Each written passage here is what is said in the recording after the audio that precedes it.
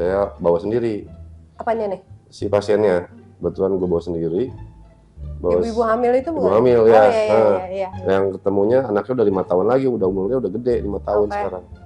Jadi itu mah mungkin terekam bekas di ingatan si ibu itulah. Jadi gue yang bawa, gue yang ngurusin. Ya itu BPJS-nya nggak ada, suaminya juga nggak ada, nggak jelas kemana. Oh, suaminya menghilang? Menghilang, Bang Toyib.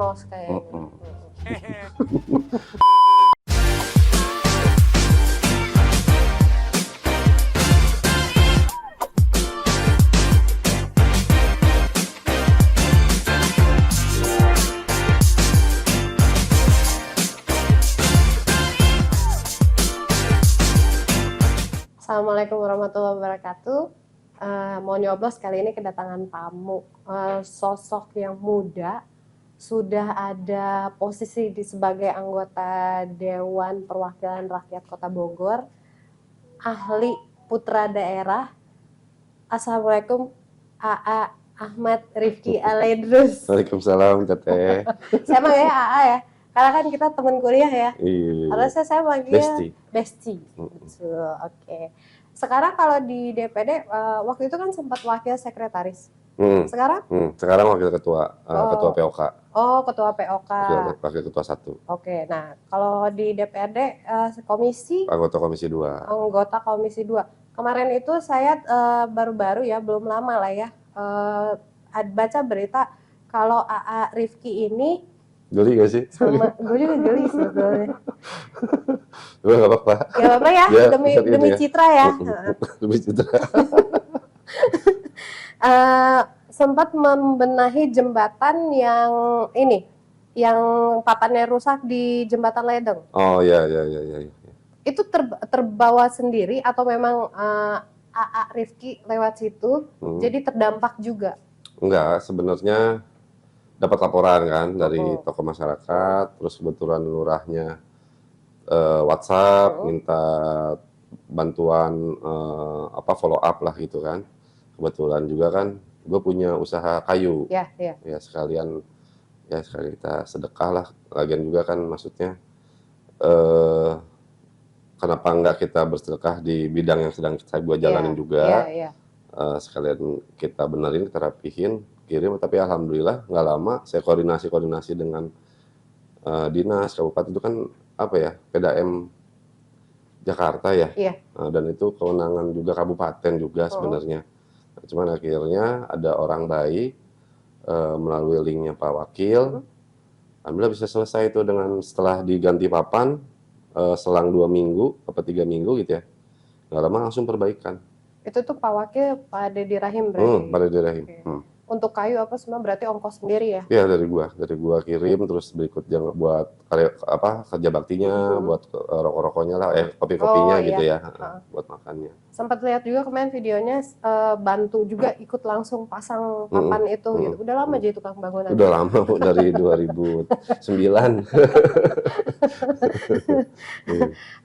Tapi bukan karena dapilnya ya?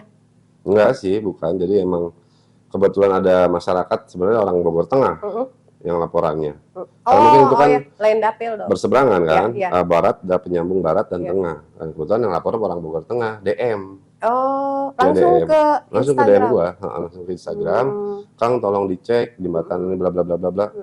Kebetulan juga nggak lama kelurahnya Gunung Batu, PA juga. Akhirnya jalan lah, kita rapihin itu pakai kayu-kayu yang ada kebetulan. Itu sama proses pengerjaan ada keterlibatan dari pemerintah juga? Kelurahan aja. Kelurahannya sih alhamdulillah gercep lah untuk saat ini. Oke deh. Nah sekarang ini kan Kang Rifki lagi mau maju lagi ya tahun depan? Mudah-mudahan. Di Dapil 3. Ya.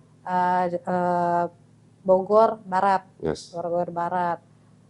Kami itu setelah melakukan riset ternyata banyak sekali ibu hamil yang tidak mendapat pendampingan gizi di daerah sana. Gitu.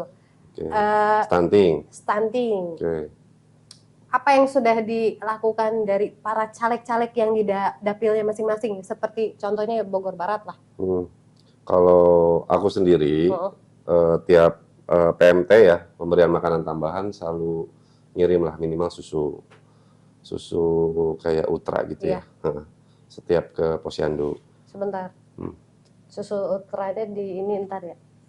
Susu lah, susu kemasan ya? Susu kemasan, susu kemasan. Terus udah gitu saya narik CSR, kebetulan kawan juga ada di Pakuan City, teman juga kebetulan dokter juga, dokter hewan di HIPMI, kawan di HIPMI, dia nyumbang telur. Oh iya. Kebetulan ada beberapa alumni di Yasmin juga, dia udunan gitu ya, udunan akhirnya bikin program di Cilandak Barat. Jadi ada beberapa program yang bukan nggak hanya dipakai uang pribadi, tapi kita dengan jangkauan lingkungan pertemanan dan sebagainya ya, kita minta bantu rekan-rekan untuk support lah untuk program pemerintah. Kolaps lah ya. Yes. Kolaborasi. Itu programnya setiap sepekan sekali atau? Ada yang seminggu sekali, kalau yang terus seminggu sekali. Itu di Curug, alhamdulillah sudah turun. Terus di Bubulak juga udah turun. Intinya sih dalam total keseluruhan kecamatan Bogor Barat ini udah luar biasa penurunannya. Di samping memang ada yang meninggal dunia juga.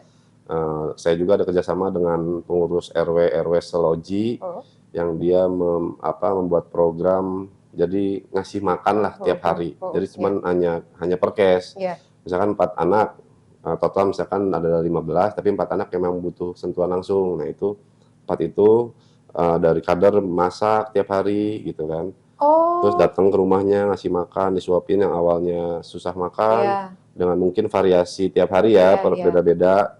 Jadi bukan hanya sekali, bukan sehari itu 3 kali kasih makannya sama kader-kader di loji. Itu luar biasa dari inisiatif pengurus lah. Alhamdulillah ya kita support lah, program yang baik ya kita harus support gitu kan. Berarti ada dapur umumnya dong? Dapur umumnya bukan dapur umum, di rumah si kader, salah satu kader itu. Salah satu kader. Misalkan si pengurus nih kumpulin dana dari dia untuk masyarakatnya gitu kan. Ya kita mah hanya support, tambah-tambah aja lah gitu kan. Nah, kebetulan ada di satu rumah kadernya dia masak untuk makan pagi, siang, sama menjelang malam lah itu 3 kali. Intinya dipantau tuh tiap hari. Sekarang udah jalan hampir seminggu lebih lah. Seminggu. Oh, ini baru berarti? Baru program baru itu di Kelurahan Loji. Tadi sekarang udah sedikit menurun. Ya, so far sudah berjalan bagus lah semuanya, semua elemen dan memang program dari Pak Jokowi juga kan untuk pengentasan stunting ini, keseriusan dari masyarakat, termasuk dari anggaran yang pro ke penurunan angka stunting di Kota Bogor.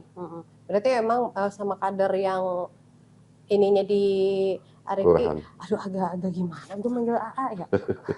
Berarti yang ininya kadernya yang ada di Kang Rifki ini semua pada bagi tugas ya, ini masak, ini nanti bagi-bagi, ini bagian suapin ya. Tapi ada jumlah validnya sih stunting di Bogor Barat, ada berapa? Untuk angkanya sih nggak inget pasti. Intinya sih penurunannya sudah hampir 40% ya, seingat aku ya. 40% di sekota Bogor sih, Bogor Barat yang saya rasa cukup drastis penurunannya. Drastis? Ya, penurunannya selesainya gitu ya. Menyelesaikan dari total berapa ya, 100-an ya. Yang stunting ini? Ya, yang di Bogor Barat. Berarti kan kebagi di 16 kelurahan kan. Ada yang 1 kelurahan 3, ada yang 15, ada yang 40. Memang kemarin paling banyak Bubulak, tapi sekarang udah turun, Loji udah turun. Nah, dari 16 kelurahan ini, kan Kang Rifki ini kan sering banget, Akang aja kali ya, boleh, terserah. Kang Rifki ini kan sering belusukan, artinya sering ke jalan, jadi mungkin lebih tahu. Nggak ke jalan, itu ketabrak ke jalan. Iya. Lu ngerusak citra gue. Udah bagus-bagus sih. Berarti sudah paham apa yang jadi permasalahan di masyarakat gitu. Nah, kalau di Bogor Barat, apa sih yang sering banget ditemukan permasalahannya dari warga yang sering dikeluhkan? Overall hampir semua kota Bogor ya, sekota Bogor. Saya hampir nggak hanya di Barat, kadang Sungai Ketansa, kadang Selatan, Timur Tengah, Utara ya, rata-rata tidak pemerataannya bansos sosial dari pemerintah ya. Yang kedua terkait penunggakan BPJS. Oh, itu yang kemarin jadi konsen. Ya, konsen aku juga kan. Terus mungkin pelayanan kesehatan, terus pendidikan. Ya hak dasar masyarakat lah, 3 itu. pendidikan, kesehatan, kesejahteraan, sama ya kayak infrastruktur wilayah, terus rumah-rumah yang masih belum layak, yang hal-hal kayak gitu. Aku terpukau loh. Kenapa? Nggak konsen gue. Saai. Kemarin tuh banyak banget bantuin soal BPJS sama sekolah juga gitu. Seberapa persenkah Kang Rifki selama menjabat di DPRD Kota Bogor sudah menyerap aspirasi masyarakat terkait soal BPJS juga pendidikan? Kalau persentase hitungannya nggak kehitung juga sih. Jadi intinya setiap saya turun, saya dengar, oke, masalah ini nanti besok tim saya turun. Rata-rata begitu. Tim turun, ngeberesin. Nah, memang terkendala rata-rata yang dulu mungkin sebelum pandemi punya pekerjaan, ya kan? Dia BPJS-nya di cover oleh perusahaan. Tiba-tiba kena PHK. Nah, itu akhirnya tertunggak kan. Nah, masyarakat kadang-kadang nggak aware masalah hal itu. Iya, nggak prepare dari awal. Terus masalah kependudukan juga kadang dia malas untuk update segala macam. Nah, itu kan koneksi kan, terkonek gitu kan. Nah, itu kita turunin tim. Jadi alhamdulillah kebetulan karena Kota Bogor sudah UHC Universal Health Coverage, hampir 96% lah kita ya. Jadi sekarang masyarakat tuh kalaupun memang dia nggak punya BPJS, sakit, rata-rata kalau sakit, kadang masyarakat, saya nggak mau ke rumah sakit, saya nggak punya jaminan. Banyak tuh yang kayak gitu. Nah, sekarang mah udah datang aja ke rumah sakit. Misalkan harus dirawat, itu bisa langsung aktif 1 kali 24 jam. Itu tiap hari nggak sih dapat laporan? Hampir tiap hari, apalagi kalau terkait masalah kesulitan kamar. Intinya, walaupun memang kondisinya penuh, ya kita edukasi ke masyarakat. Jangan hanya masyarakat menginginkan percepatan, dicepat karena kenal sama dewan segala macam, enggak. Jadi kita edukasi, tunggu aja, insya Allah nanti kita observasi, nanti juga akan ditangani gitu kan. Nggak mungkin rumah sakit nolak-nolak itu, nggak bisa. Pasti minimal ditangani, minimal dicek, darah segala macam, pasti ada lah penanganan, disebutnya observasi kan. Nah, setelah itu kalau misalnya ada indikasi harus rawat, ya harus pindah ke rawat. Kalau misalnya emang belum ada kamar rawat, ya transit dulu sebentar di IGD. Intinya ada kejelasan lah. Ya di situ tugas kita edukasi masyarakat. Ada cerita yang paling tragis nggak sama dapat laporan orang sulit untuk dapat BPJS atau penanganan rumah sakit sama ini? So far selama ini sih nggak ada sih ya. Karena mungkin kita setiap yang meminta tolong ke kita, pendampingannya sampai selesai. Sampai selesai itu maksudnya didampingin dari mulai dijemput, terus didaftarkan ke IGD-nya, ditemenin sampai selesai dapat kamar, baru tim saya pulang. Nah, jadi sampai saat ini sih selama 3 tahun, hampir 3 tahun ya, nggak ada sih. Cuman memang ada hal unik dulu, saya bawa sendiri. Apanya nih? Si pasiennya, kebetulan gue bawa sendiri. Ibu hamil itu bukan? Ibu hamil ya. Yang ketemunya anaknya udah 5 tahun lagi, umurnya udah gede, 5 tahun sekarang. Jadi itu mah mungkin terekam bekas diingatan si ibu itulah. Jadi gue yang bawa, gue yang ngurusin. Ya itu BPJS-nya nggak ada. Suaminya juga nggak ada, nggak jelas kemana. Oh, suaminya menghilang? Menghilang, Bang Toyib. Nah, itu pas ketemu lagi, ini dek, Kang Rifki, Kang Habib ini dulu yang bantuin adek lahiran. Gitu. Namanya sama lagi dikasih? Namanya siapa ya, namanya tuh ada Rizky-nya juga sih. Oh, dikasih nama mirip-mirip lah ya. Gitu Untung nggak bilang, dek ini bapakmu sebetulnya. Selain itu ada mungkin lansia yang butuh pertolongan yang nggak ada lagi keluarganya aja, sama ini makan dari warga aja. Kalau di lingkungan saya kebetulan saya selalu menekankan setiap turun, kalaupun nggak punya beras, emang kan terkadang warga malu ya. Nggak bisa sebuka bebas dengan keterbukaan, dia nggak punya beras, kadang-kadang malu. Cuman memang minimal saya selalu memberikan arahan ke tim, minimal di tetangganya itu kalaupun memang ditanya dia punya beras apa enggak, nah itu yang akan kita kirim lah. Jadi sebelum dia minta, kita tanya aja dulu gitu ya. Dulu. Nah di lingkungan saya kebetulan ya alhamdulillah sih, kalau misalnya memang RW-nya lebih aktif. Misalkan saya, Kang di sini dia belum punya beras, anak ibunya lumpuh, anaknya lumpuh, nggak punya pemasukan, nah itu hampir 2 minggu, 3 minggu sekali lah kita kirim gitu kan.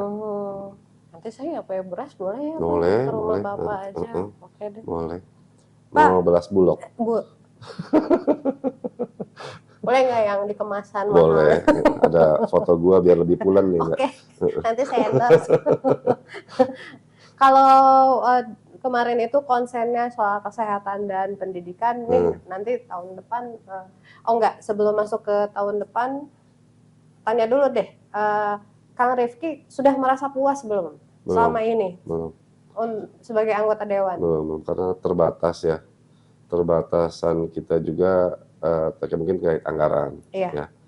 Karena mungkin setiap turun, aspirasi yang disampaikan ke kita, nggak semuanya langsung bisa terrealisasi. Kadang ada butuh proses. Ada beberapa juga yang masih dalam antrian, maksudnya masih dalam penganggaran lah, baru tahun depan. Masih banyak kekurangan lah, saya pikir masih belum bisa memenuhi kebutuhan masyarakat semuanya, walaupun sudah beberapa hal yang sudah kita lakukan, saya lakukan juga ke masyarakat. Prosedural banget. Ya, misalkan kita bahas untuk tahun depan nih, kan bosnya bahasnya tahun ini. Baru selesai kan kemarin, untuk perubahan baru beres kemarin kita ketoknya juga. Apalagi defisit kemarin kan, kita sampai pusing juga defisitnya ngambil dari mana. Akhirnya ya hal-hal yang kayak gitu yang kita jelaskan ke masyarakat. Ya mudah-mudahan sih apa yang udah saya jalanin selama hampir 3 tahun bisa dirasa oleh masyarakat. Mudah-mudahan juga masyarakat bisa merasakan hadirnya saya sebagai wakil mereka. Amin. Banyak pandangan anggota dewan itu sulit ditemui, gitu. Jadi apakah harus demo dulu baru bisa diterima dan didengar aspirasinya? Kang Rifki ini kan sebagai sosok muda ya, kita sebagai sosok muda gitu ya. Kita ya. Biasa kalau orang muda itu kan lebih suka yang praktis ya. Nggak perlu birokrasi banget sih, kayaknya mau ketemu aja ribet gitu. Nanti nih kalau seandainya tahun depan terpilih lagi, akan meringkaskan itu enggak? Jadi warga siapapun kalau mau ketemu dewan, mau itu perorangan atau mereka ngegeng gitu, atau mahasiswa, mahasiswa 1 orang 2 orang, masuk aja, kita terima, nanti kita tampung gitu loh. Mau seperti itukah atau masih akan ribet gitu? Karena banyak juga yang bilang ketemu anggota dewan susah, kadang di ruangannya nggak ada gitu. Ya nggak ada ya, kita di masyarakat. Belusukan turun ke masyarakat. Kalau intinya kerja dewan kalau nggak rapat turun ke masyarakat, sapa warga gitu aja. Kalau selama ini yang udah gue jalanin, handphone tuh ya 24 jam lah, termasuk 24 jam. Siapapun gue balas gitu kan. Siapapun itu masyarakat, jadi setiap turun juga aku kasih nomor saya ya, aku sebutin, mereka masyarakat catat. Nah kadang tuh langsung ada yang bypass ke saya. Kalau misalnya hal-hal urgent, mau terkait butuh ambulan segala macam, masalah pendidikan, ijazah, ceritaan, ada yang langsung. Jadi intinya nggak seperti yang tadi Teteh Ipeh sampaikan, yang katanya sulit di rumah. Aku sulit banget. Karena aku takut terjadi fitnah. Gak apa-apa, aku suka difitnah.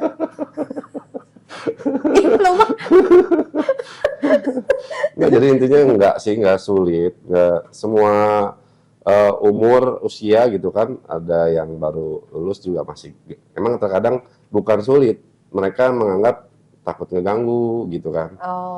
Masyarakat tuh menganggapnya segan lah kali ya, tapi ya akhirnya aku bilang nggak ada sekat intinya antara saya dengan yang saya wakilkan gitu kan, rakyat yang saya wakilkan, jadi nggak ada sekat, langsung aja. Dan rumah saya juga pagar tuh kebuka sampai jam 11 malam. Terbuka untuk umum ya? Iya, terbuka. Pak, setiap warga, yang Kang Habib rumahnya yang pagar kebuka ya? Iya, itu rumah gua gitu kan.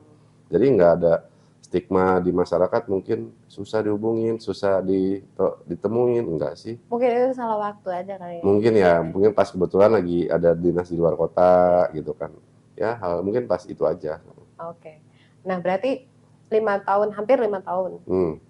Pasti masih ada PR dong. Banyak. Nah ini nanti ke depannya mau bagaimana nih? Visi misinya dirubah atau tetap yang sama? Yang sekarang yang belum baik kita perbaiki. Intinya melanjutkan yang sudah baik menjadi lebih baik lagi. Dan ke depannya memang kendala sekarang anak-anak muda lapangan pekerjaan ya. Memang 2 tahun terakhir kita pandemi, peningkatan peningkatan tenaga kerja, peningkatan pertumbuhan kafe-kafe di Kota Bogor itu peningkatannya luar biasa kan, gitu. Bentar. Ya saya fokus nanti ke depan terkait lapangan pekerjaan. Nah, kan kebetulan juga searah dengan arahan ketum saya, Pak Julhas, menciptakan 12 juta lapangan pekerjaan. Ya dari mana, mungkin dari UMKM gitu kan, pelatihan-pelatihan UMKM. Jadi nggak selalu kita masyarakat itu harus bekerja di perusahaan apa, enggak ya, kita arahkan si masyarakat itu bisa mandiri, mempunyai usaha baru, dan dia bisa menciptakan lapangan pekerjaan baru untuk lingkungannya, minimal keluarganya, minimal tetangganya gitu. Ke depan sih fokus konsen akan ke lapangan pekerjaan, dan ke depan penodaan pendidikan, sektor pendidikan di Kota Bogor khususnya, kerumitan PPDB tiap tahunnya, ya saya harap ke depan kita akan mendorong minimal 1 kecamatan itu penambahan 1 SMP negeri. Ya dengan misalkan emang kita tuh rumitnya birokrasi, kajian-kajian yang nggak jelas. Nah itu yang harus dipotong sebenarnya ya kan. Nggak diringkesin tuh. Iya, misalkan Bapeda itu langsung aja misalkan global aja untuk pendidikan sekian tahun butuhnya apa-apa aja. Infrastruktur apa-apa aja. Harusnya kan gitu, bukan tiap tahun kajian, dibangunnya kapan. Nah, hal yang itu yang harus kita dobrak. Jadi emang pentingnya wakil rakyat mengimbangi perjalanan pemerintahan yang ada di Kota Bogor. Ya ke depan sih minimal puskesmas di setiap kelurahan ada. Ya kan? Kita 68 kelurahan. Kan sekarang saat ini 1 puskesmas ada yang 3, ada yang 4 gitu kan. Ada yang cuman 1-2 kelurahan. Nah, minimal 1 kelurahan ada puskesmas. Kita walaupun kita punya RSUD ya. Penting juga untuk puskesmas karena untuk akses lebih dekat gitu kan. Akses BPJS mungkin ya. Karena BPJS. Sebelum ke rumah sakit puskesmas. Puskesmas karena harus ada rujukan puskesmas. Ya minimal 1 kelurahan 1 puskesmas.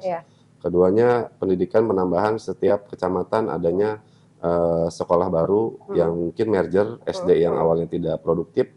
Kan banyak nih. Kita SD hampir 211. SD negeri, ya kan? Untuk di Kota Bogor. Kota Bogor. SMP-nya baru berapa? 20. Gimana nggak beres-beres itu masalah PPDB kan? Kita nggak sampai ke SMA deh, gitu kan? Karena itu Pemprov kan. Tapi kita sudah mengusulkan, kita punya lahan, tolong bangun ini, anggaran dari Pemprov kan gitu. Cuman memang belum. Ya kita fokus dulu aja dengan kewenangan kita SD dan SMP. Ya penambahan sekolah itu penting lah. Saya pikir untuk kedepannya 2025. Penambahan unit sekolah baru di Kota Bogor sangat penting, dan ini sudah kita anggarkan juga dari tahun ini untuk 2024 dan 2025. Oh ya, berarti sudah. Jadi sebelum berencana nyalek lagi juga ini sudah berjalan. Kita sudah, kebetulan gue juga kan di Banggar. Kita ada pembahasan, kita penekanan masalah PPDB kan bikin pusing tiap tahun. Semuanya. Iya. Kan? Wartawan juga pusing. Kita kena tanya terus kan gitu. Pusing, jadi harus ada solusi pemerintah ya. Pemerintah tugasnya apa? Dewan tugasnya apa? Ya memberikan solusi. Betul. Bukan solusi? Kita menambahkan masalah lagi ke masyarakat kan gitu. Betul. Solusi dari Dewan sejauh ini sudah ada dibicarakan? Sudah, di 2024 minimal penambahan rombel. Rombongan belajar. Misalkan di Dapodik maksimal 1 SMP itu 11. Saat ini kan ada yang 6, ada yang 7. Kita tambah rombongan belajarnya dengan 32 siswa misalkan satu kelasnya. Nah itu yang sudah kita sampaikan ke TAPD untuk penambahan, dan sudah sedikit banyak dianggarkan di 2024. Dan ada pembangunan sekolah baru di Bogor Selatan tahun depan. Akan dilelang itu di SD Pakuan yang merger dengan SD mana gitu ya. Itu nanti jadi negeri berarti? SD negeri, SMP negeri.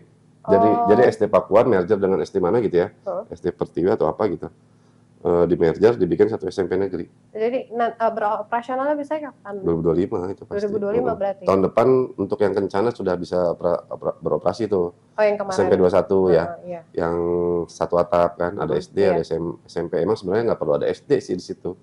SMP aja udah sebenarnya, cuman nggak tahu deh pertimbangan dari Dinas Pendidikan karena kajian awalnya ya. Oke.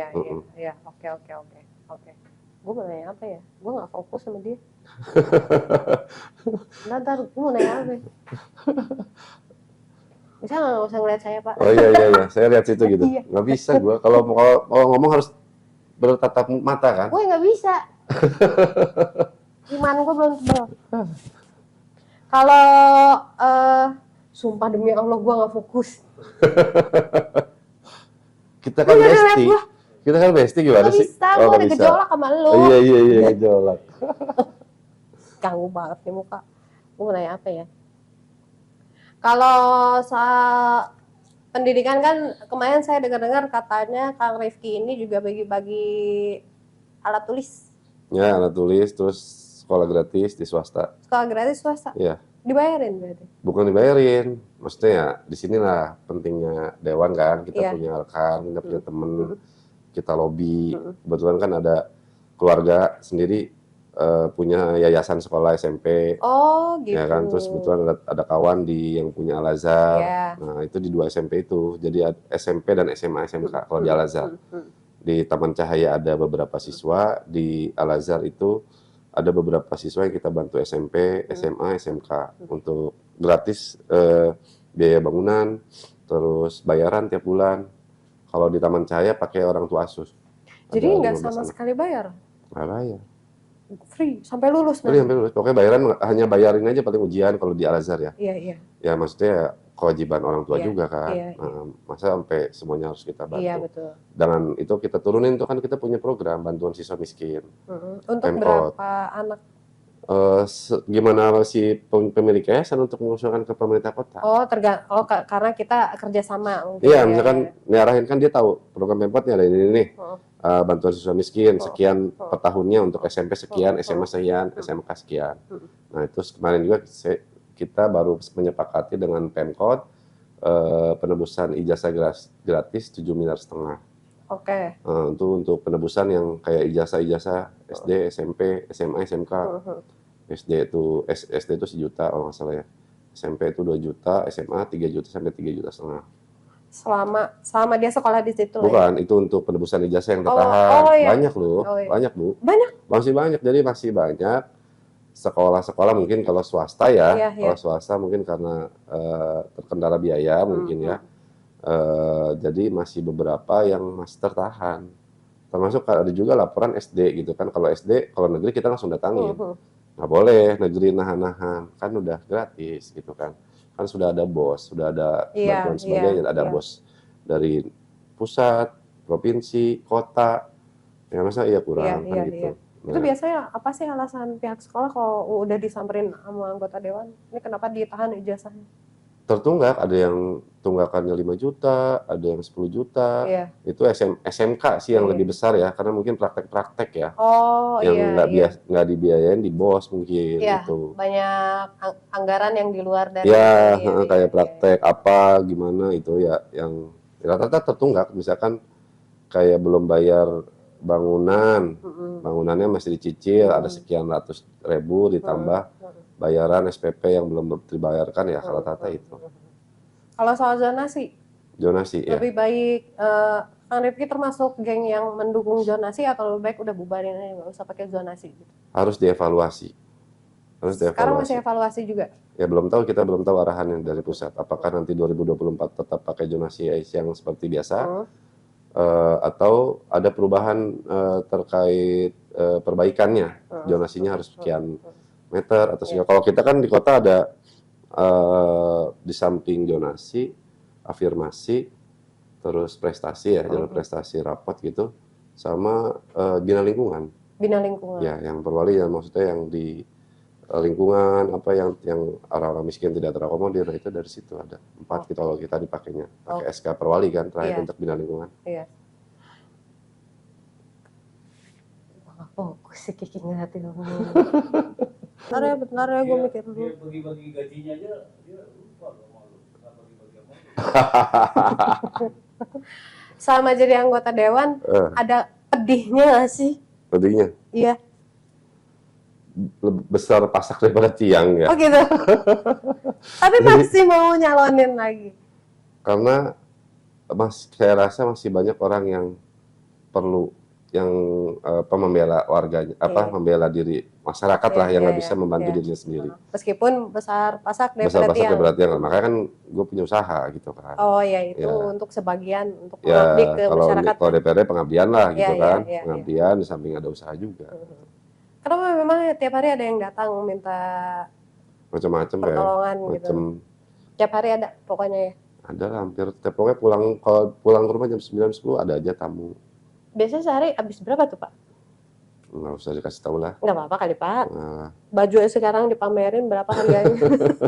Taruhlah misalnya sehari 1 titik 1 juta aja. 1 juta? 1 titik? 1 titik. Sehari memang bisa berapa titik? Bisa 4. Gila 4 juta. Ya bayangin Bapak kali mau aja. nyumbang saya gitu Pak? Kali aja. Bisa. Saya juga butuh sumbangan loh Pak. Oh ya nanti sumbang lah. Kalau kayak sayang. Ini panas ya? Gue jadi panas. Mungkin gue terlalu hot. Udah berapa menit nih Pik? 30 menit lebih. Berarti gue langsung masuk kuis aja kali ya. Ini ada kuis. Saya yang bikin. Agak pinter soalnya saya. Tahun berapa Kecamatan Bogor Barat itu terpisah dari Kabupaten Bogor dan masuk ke Kota Bogor? 97 ya? Salah. 95. Oh 95? Udah 2 tahun. Oke. Itu masih SD. Bisa aja ngelesnya anggota dewan. Enggak, maksud gue bisa aja orang politik kalau ngeles. Iya. Secara geografis, serta Kecamatan Bogor Barat itu memiliki luas wilayah 23,08 km persegi. Ada berapa? Ada berapa Pak? Pecahannya wilayahnya. 16 kelurahan. Oh enggak, maksud saya timur, utara. Ada di utara itu perbatasannya dari mana sampai mana? Oke, di tanah ini masuknya utara ya? Iya, utara. Dengan Tanah Sareal ada Curug Mekar ya. Masuk ke kabupaten sana Semplak. Terus ke arah tengah ini ada Menteng perbatasan, ya kan? Terus ke arah selatan, Pancasan itu ada Pasir Jaya, Pasir Kuda, berbatasan dengan Taman Sari, dengan Bogor Selatan. Ciomas itu Pasir Mulia, hampir Pasir Mulia. Ke arah Loji itu perbatasan juga dengan Ciomas. Ke arah sononya apa ya? Barat ya, berarti ya. Barat Jaya, Balumbang Jaya, Situ Gede. Situ Gede? Yes. Oh, bukan Dramaga? Dramaga, iya kan Dramaga itu. Oh iya, oke. Marga Jaya itu perbatasan dengan Dramaga. Terus ada Balumbang Jaya di situ, ada Situ Gede. Dramaga juga kan ada Situ Gede dekat Dramaga. Oke. Ada bener ya? Bener nggak? Tapi ada salahnya juga. Ya udahlah, salah bener. Kesempurnaan hanya milik Allah. Betul. Politisi sekali. Secara hidrogeologi, Kecamatan Bogor Barat dilintasi sungai apa aja? Widih, Sungai Ciomas, Sungai Cidepit, Sungai apa tuh ya yang dari Menteng tuh ya, Muara itu tuh yang langsung ketembus ke Tanjung Priuk itu. Apa ya namanya? Nyerah. Nyerah dah apa? Salah Bapak. Apa? Sadane. Iya benar, Sadane. Tadi gua. Beberapa anak sunnahnya namanya Cisindang Barang, Sungai Ciapus. Alirannya ke Das Cisadane. Ada 50% lah ya benarnya. Sisanya saya yang benar, oke. Karena saya bukan ahli sungai. Udah tahu tapi oh, iya. Bogor Barat terbagi atas berapa jumlah kelurahan? 16. Nah, benar. 16. Berapa jumlah populasi di Kecamatan Bogor Barat? 180.000 sekian ya. Bapak terakhir kali kapan ngeceknya? Saya tahunya DPT ya. Oh gitu. Itu masalahnya kurangnya 50%. Aslinya itu 252.433 jiwa. Oke. Mudah-mudahan nanti. Berarti ada yang bayi baru lahir tuh berarti sekian ratusnya. Nggak usah ngeles mulu deh kayak politisi dari tadi ada mulu jawabannya gitu. Saya juga pengen kata asli orang Sunda. Asli Bogor, Sunda, Mama Sunda, Papa keturunan Arabia. Arab ya. Pengen Sundanya lemes atau kasar? Sumuhun, lemes, bistiasa, kasar biasa. Ya, berarti kita tes seberapa nyundanya kah Anda gitu ya. Lemes ya? Ya bisa. Oke. Kalau sudah makan apa? Tos tuang. Tos tuang, benar. Mau pergi? Badai berangkat maksudnya. Badai angkat. Badai angkat. Sudah sampai. Tos Duki. Tos Duki, bener. Saya suka sama kamu. I love you Sagebon Raya. Mau jadi Abdi pacar? bogoh pisan kanjen gitu aja. Sama. Sama. Mau jadi pacar saya? Apa? Mau jadi pacar saya? Kita coming soon.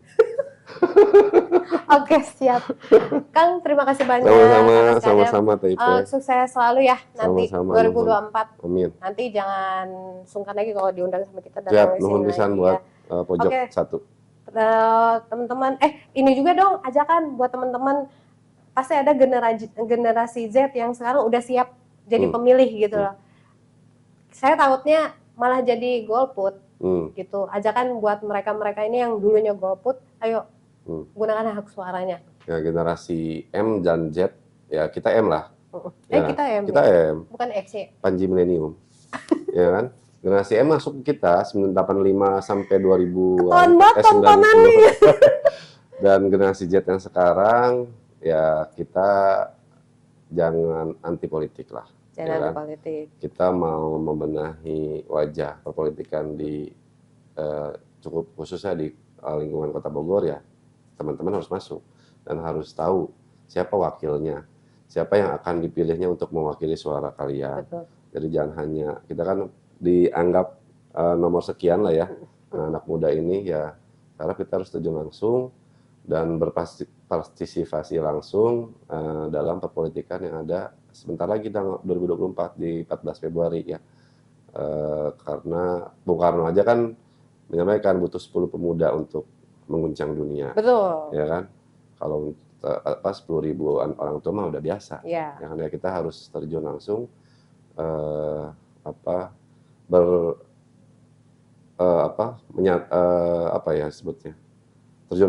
terjun langsung dan berperan aktif terhadap perpolitikan yang ada di Indonesia. Betul. Dan harus paham dinamika politik di Indonesia ya. Ya harus kenal siapa wakilnya, siapa yang akan nanti mewakilinya, visi misinya minimal, ya background keluarganya minimal itulah. Siap. Terima kasih banyak Kang. AA. Karena kita mau langsung ke KUA, jadi kita pamit sampai di sini. Terima kasih banyak. Jangan lupa nonton Mau Nyoblos Pojok 1. Assalamualaikum warahmatullahi wabarakatuh. Waalaikumsalam warahmatullahi wabarakatuh. Nuhun.